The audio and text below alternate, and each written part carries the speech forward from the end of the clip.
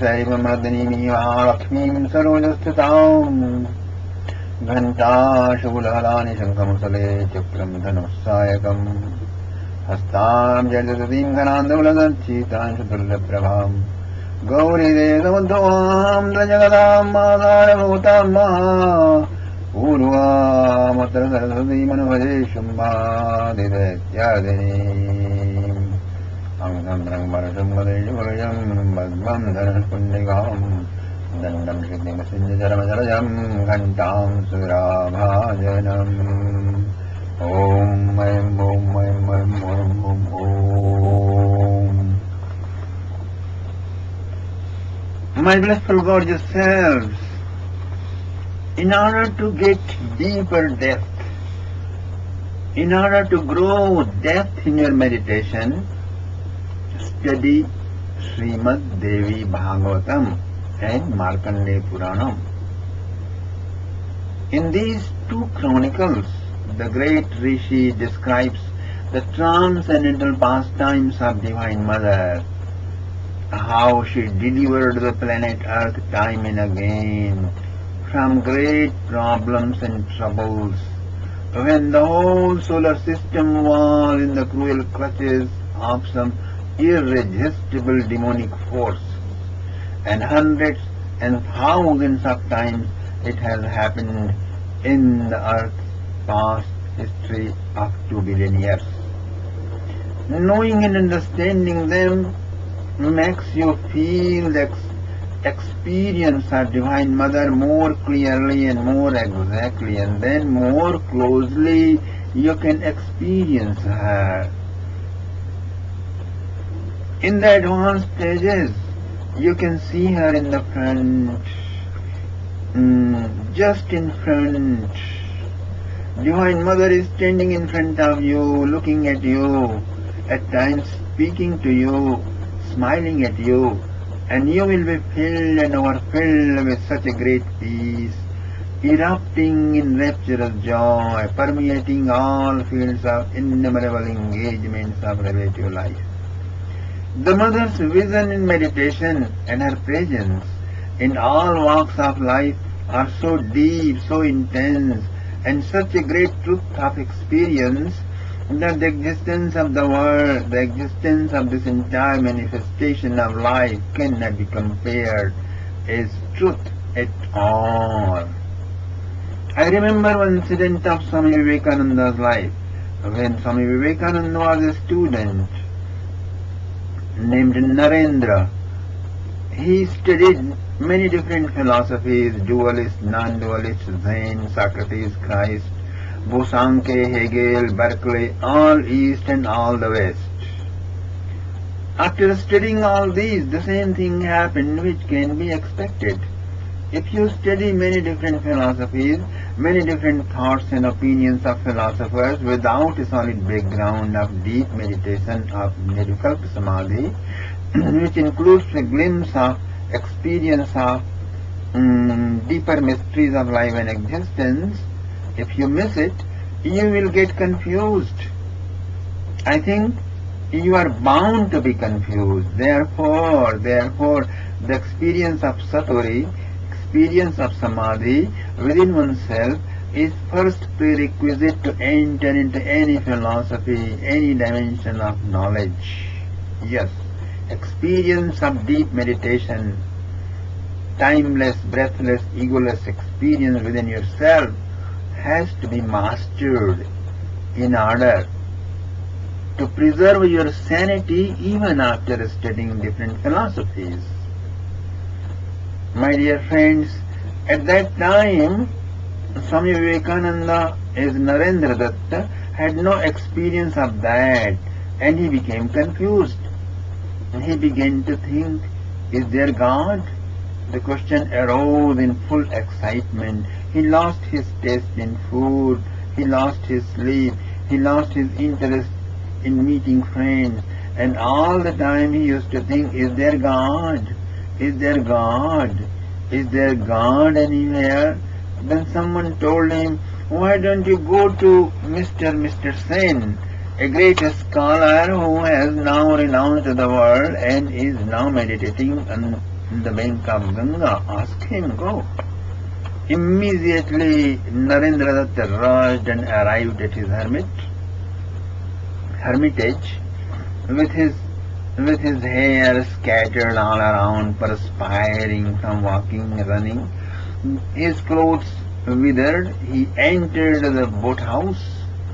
It was almost evening when he pushed the door, and the door opened. And meditating, Mr. Sen, Keshav Chandra Sen, was wonder-struck. Vivekananda asked, "Is there God?" And stunned as Mr. Sen was, he said, well, Vedavyasa has said there is God, Chaitanya Mahaprabhu has said there is God, Shankaracharya also said there is God, so definitely the God exists, so the God is. And Narendra asked piercingly, what is your experience? I don't want to hear opinions of people of the past. I want you to say something. Tell me your experience. Is there God? And Mr. Sen was confused, and Narendra Dutt turned his back to leave. Then Mr. Sen shouted, Narendra, wait, I'll tell you, let me think some. And Narendra replied to him, no need to take trouble now, your hesitation has told everything to me. I cannot wait. He jumped into the Ganga and swam across the other shore and knocked on the door of another ascetic who had been meditating for a long time on the bank of holy Ganga. And he exclaimed at him. He gave him a surprise, a shock, a wonder. And the ascetic saw Narendra's eyes like a madman, asking him, is there God? And this man stood up, and from a nearby bookshelf, big huge volumes, he opened one by one each of them and said, look, it is written, God exists. And he opened another book and said, here also it is written, God exists. He opened 6 to 7 huge volumes, all beautiful, all famous scriptures, and said, these are the authentic literatures of scripture. They all say God exists, so God exists. Narendra closed the books and threw them in a corner and said, what is your experience? I am asking you. I am not after these books. I am asking you, please tell me. Throughout your life you have been doing yoga, practicing meditation, studying scriptures. What did you find out? And he was hesitant, and then to him Narendra said, I have got the answer. There is nothing like God experience in your life at least, and that's I am sure in. And he jumped into the Ganga bag, and the same way he approached Dakshineshwar, where a mad devotee of Divine Mother used to speak on her glories. His name was Ramakrishna Paramahansa. He was sitting cross-legged on his elevated seat, and all around him were so many devotees listening to his talks. Vivekananda went and kept standing and listening to him, but the Paramahansa, being so absorbed in his topic, could not pay any attention to him. Then suddenly Narendra approached his feet and caught him and shook him with his hands and said, I have come to know, is there God? Then Ramakrishna looked at him, stared at his eyes piercingly and said, well, I don't have any time to waste for such a silly question. You tell me, Narendra, you tell me, do you want to meet God or not? And his stare was so piercing, so shaking, so frightening, Narendra was scared. He wrote in his diary later, I never saw such piercing look, such penetrating glance. My whole body, my whole mind, my whole theorem was so shaken up, and I could not understand what to tell him. And Ramakrishna again shouted, you tell me, I don't have time to waste. Do you want to see God? Do you want to meet God? And Narendra was dumbstruck, and then Ramakrishna replied to him, "Look, you have shaken me. It is true. Is it true? Tell me." And Narendra nodded his head and said, "Yes, it is true. These people are sitting here. It is true. Is it true?" "Yes, it is true." And he replied, "The river Ganga is flowing there. Is it true?" "Yes, it is true." "Here is a huge, beautiful temple of Mahakali. Is it true?" And Narendra said, "Yes, sir, it is true. Look, Narendra. I have seen God. I have visualized God.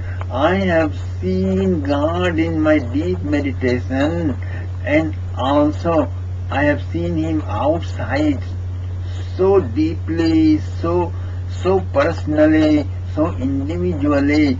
I have touched God. I have seen God so intensely, so solidly, that once I can reject that these people, this river, and you, along with the existence of my own body, that they don't exist, but I cannot reject that God exists. I cannot reject the existence of God, because that experience of seeing Him, touching Him, talking to Him was such a deepest and greatest reality that in comparison with that truth, all these truths, relative truths, are all like phantoms, are all like passing clouds, are all like the smoke making pictures in the space. But after the passing away of the smoke, just the space remains. After the passing away of the cloud, the blue sky remains. The same way, after passing away of all the relative aspects of life, these scenes, these visions, that alone remain, that alone exists, and that is the experience of God I have. My mother is such a beautiful, deepest reality of life. Paramahansa continued, that I can feel, and I can experience, and I can be in her. I feel her every moment, and my life is colored and infused by her grace, her existence. There is nothing in my life except the deepening and penetrating presence of the Divine Mother, all-permeating Mother, all-encompassing presence of Divine Mother. So, the vision of Divine Mother, which we see in our meditation, and her presence, which we experience in all walks of life, are not imaginations, are not myths, are not psychological, not illusions, not hallucinations, my dear. They are the truth. They are the deepest truth of life. They are the deepest truth than the existence of the world itself. In comparison with that truth, the world is like a dream. That is why Shankaracharya says, Brahma Satyam Jagan Mithya. It takes a God to see a God. This is a Sanskrit proverb. To see a God, less than God is not sufficient. What does it mean? I remember one anecdote. Al-Hazal was telling someone, I saw God through the eyes of my heart, and I asked him, Who art thou? And he said, Thou. When the God appeared in front of him as a full and light, he said, Who art thou? And God said, Thou. It takes a God to see the God. Sri Chaitanya Mahaprabhu says, Krishna comes to your eyes so that you can see Krishna. Krishna himself infuses himself in your arms so that you can embrace Krishna. And Krishna himself becomes your lips, your tongue, so that you can speak to Krishna. Krishna becomes your skin so that you can touch Krishna and love him. How? In meditation, when you are penetrating deeper levels of peace and relaxation, or even in the path of devotion of Mother Consciousness, when you become ecstatic in the moment, you do not remain physical, you do not remain a mannerist, an idealistic being, you become eccentric, you become transcendental, you become a restless alertness, you float in transcendental of experience. In that oceanic consciousness, you are no longer identified with the body. You are not attached with any physical material conditionings. You become the universal wholeness, and in that state, a cool breeze of absolute silence surrounds you, pervades you and your consciousness. And in that deep silence of pure awareness, when you see things, then God is seeing. Then whatever you see, the thing is irrelevant, situations are irrelevant, people are irrelevant. Whatever you will see just God and God and God everywhere, my dear. All permeating one, all encompassing one. And if you are a man of heart, you will see God is smiling, standing in front of you, holding hands, speaking, laughing, joking, all that. The history of intergalactic civilization is full of such love affairs with God, the devotee and God. See my book, Garland of Lovers of God. So, when your psychological stuff is cleaned by the reverberating and vibrating resonances of transcendental sound vibration of Nirvana mantra, then you start and emerging into oceanic silence. And then from the deepest core, a light of awareness erupts, and it becomes bigger and bigger and bigger and bigger. It permeates the entire space, and then Divine Mother appears in that effulgence of light. Boom! And yes, wherever she appears by her own grace, by her own mercy.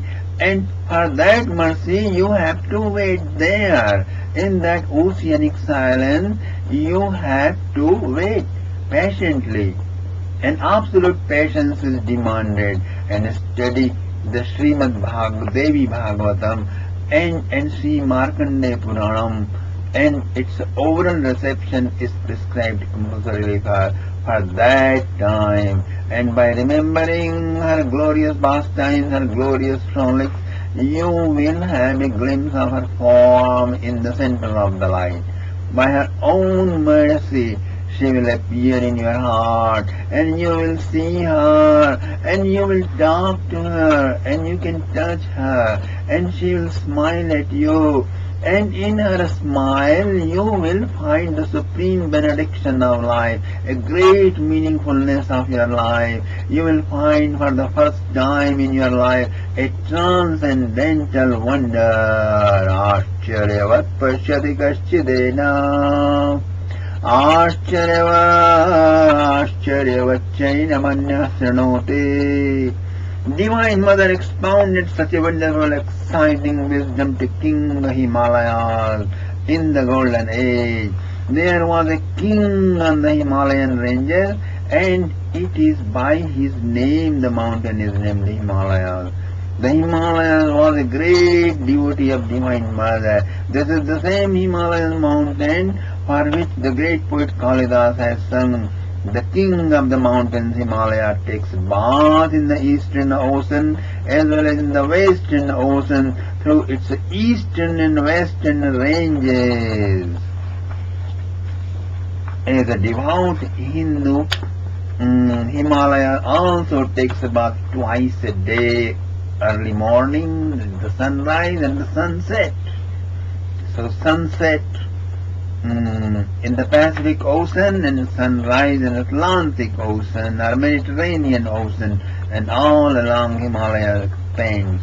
That means Himalaya mountain is not limited just in the middle of China and India and Indonesia and Iran, but as it is proven by all the literatures produced around pre-Christ age, the Himalayas mountain is expanded right from the Pacific Ocean to the Mediterranean Sea. It begins from Shanghai and moves further vertically as well as horizontally to Assam, Bhutan, Tibet, and Kashmir, Afghanistan, Iran, Iraq, Mesopotamia, Israel, and ends into the Mediterranean Sea. Still more ancient literatures composed 5,000 years ago describes the whole world inhabited in the divine lap of Himalayas. They also describe Himalayas as a necklace of the earth, which to them was Bharatvarsha, expanded in 9 continents. 2 of them have been submerged into the ocean, and Bharatvarsha is the Sanskrit name for the country which is now known as India today. According to other 5,000-year-old literature, Himalaya moves more further into Europe, and if you will see the natural map of the world, a serpentine line of mountain ranges is going right from Japan and Tibet to Spain.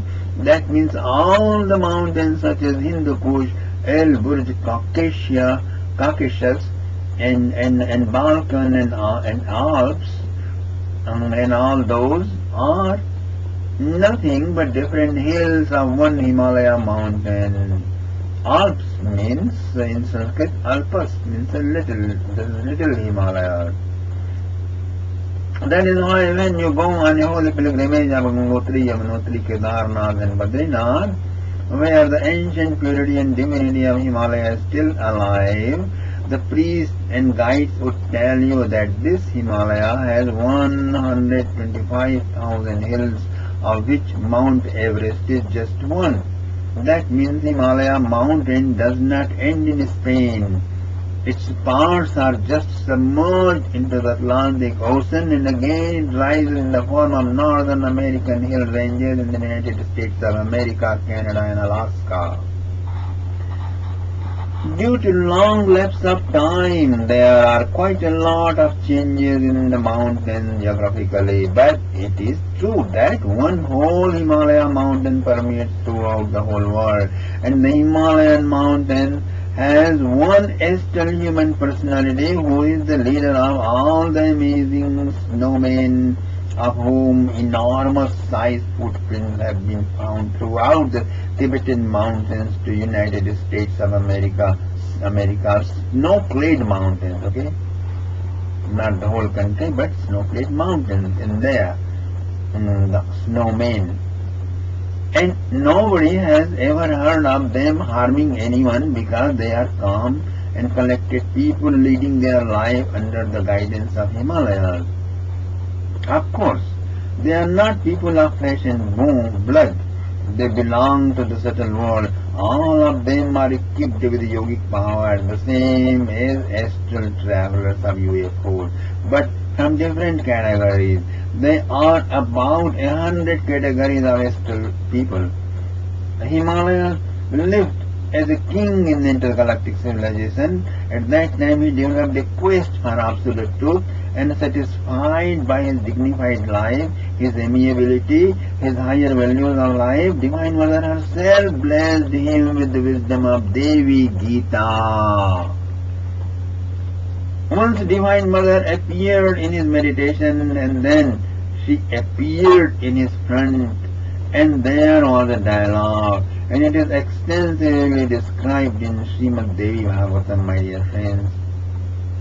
My dear friends, during the dialogue, Divine Mother expounded her wisdom by saying, Mam janasi na janasi, Mam janasi na janasi, Nirgunam sagunalayam. I exist in both my unmanifest and manifest absolute forms. Divine Mother says, birth is one way of my being, death is another. I appear in birth and disappear in death. Waking is one way of my being, sleeping is another. I am the motion in the first and motionless in the next. Conscious state is one way of my being. Unconscious state is another. Both are expressions of my being.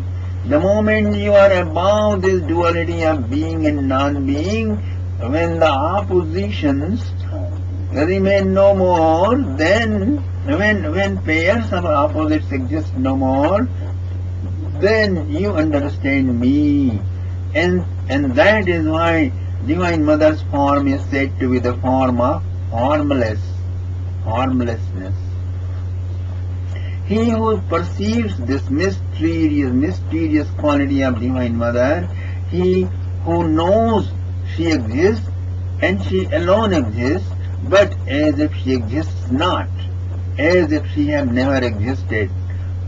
Whoever knows this is then established in the trance of Mother Consciousness, my dear friends.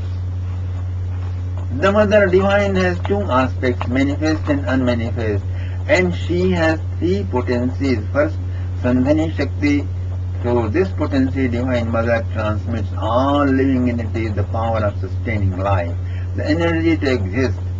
The very life energy found in all living entities of the whole universe are a kind of gift bestowed by the Divine Mother out of her causeless mercy. Second potency is Samvit Shakti. Through this potency, Divine Mother transmits the awareness, the intuition, the knowledge, light of wisdom to her devotees. Third is Hladini Shakti.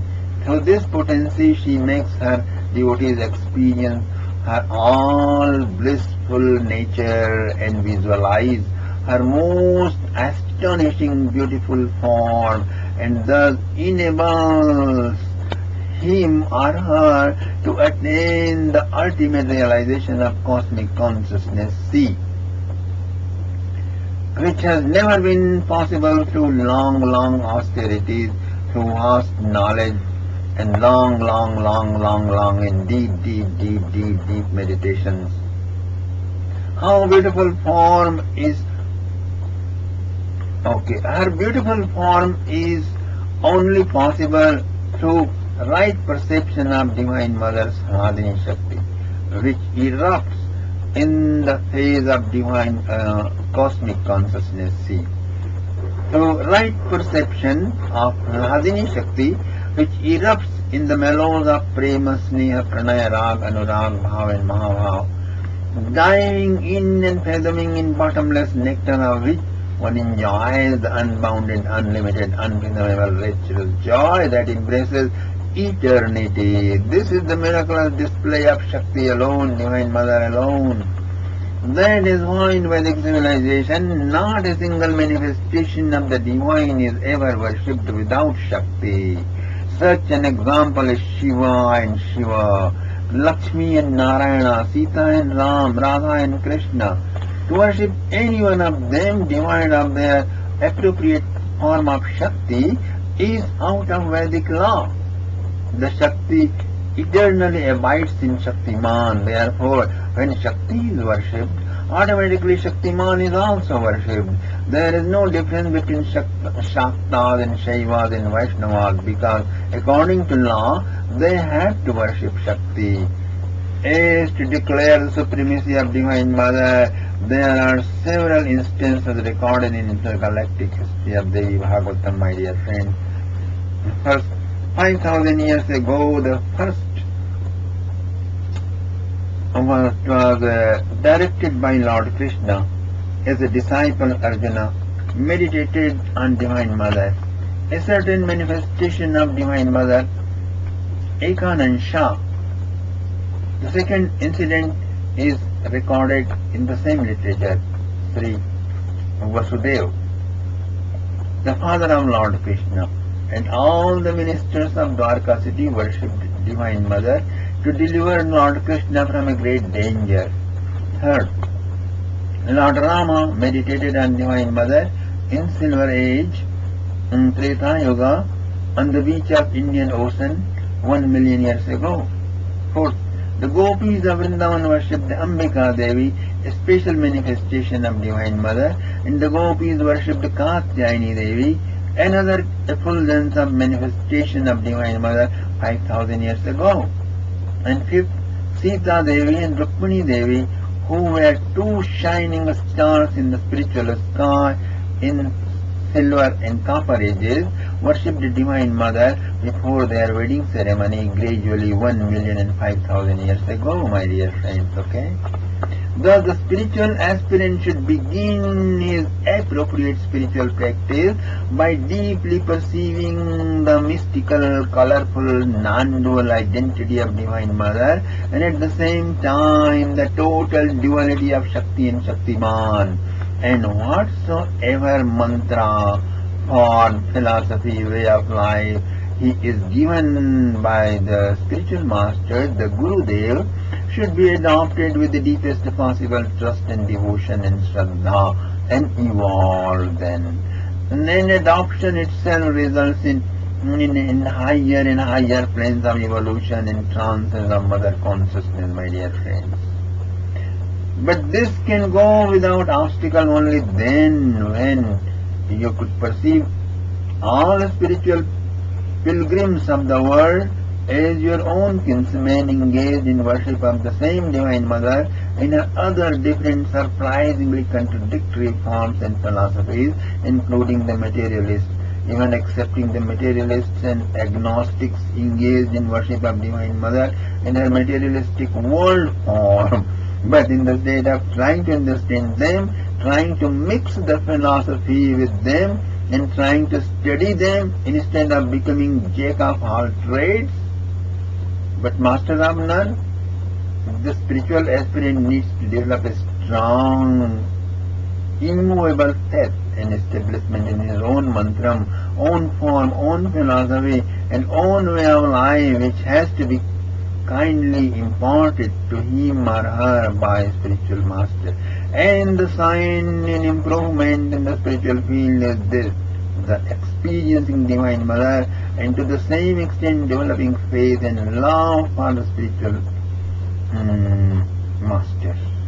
And this love overflows overflowing to all around the whole world, becoming more peaceful, more poetical, more at home, less confusing, less frustrating, more harmonizing and more universalizing and more ecstatic, and growing in absolute freedom and love and joy beyond object and subject, my dear friends.